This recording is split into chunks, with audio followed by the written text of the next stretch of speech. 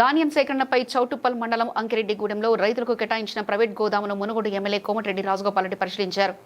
ధాన్యం కొనుగోలు చేయకపోవడాన్ని తమను క్షమించాలని కోరారు. రైతుల కష్టాలు వాస్తవమే, ధాన్యం కొనుగోలు ఆలస్యమైన విషయం వాస్తవమే. మేం కూడా చింతిస్తున్నామని కాంగ్రెస్ ఎమ్మెల్యే రాజగోపాల్రెడ్డి అన్నారు.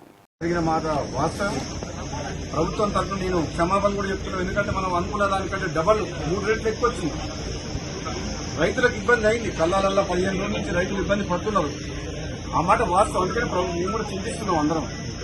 డెఫినెట్ గా రైతుల కోసం ఈ ప్రభుత్వం ఎప్పుడు కూడా రాత్రింబాలు కష్టపడి రైతులకు అన్ని రకాలుగా సపోర్ట్ గా ఉండాలన్న ఉద్దేశంతో పనిచేస్తుంది. కాబట్టి రాబోయే 10 రోజుల్లో కంప్లీట్ గా ధాన్యం సేకరణ కంప్లీట్ చేస్తామని చెప్పి నేను కూడా మాటిస్తున్నా.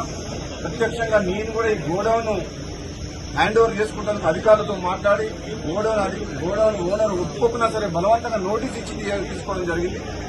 ఇంకొక 1,00,000 టన్నులకు తిరుమలగిరి సూర్యాపేట మండలం అక్కడ ఒకటి ఉన్నది, అది కూడా తీసుకోమని చెప్పినప్పుడు అడిషనల్ కలెక్టర్ గారితో మాట్లాడినా. వచ్చే 10 రోజుల్లో ఈ ధాన్యం సేకరణ ఎప్పుడు ఇంత ప్రాబ్లం రాలే. ఈసారి వచ్చింది ప్రాబ్లం. ఈసారి దిగుబడి ఎక్కువ రావడం వల్ల, కాబట్టి వివిధ కారణాల వల్ల ఆలస్యం అయింది. రైతు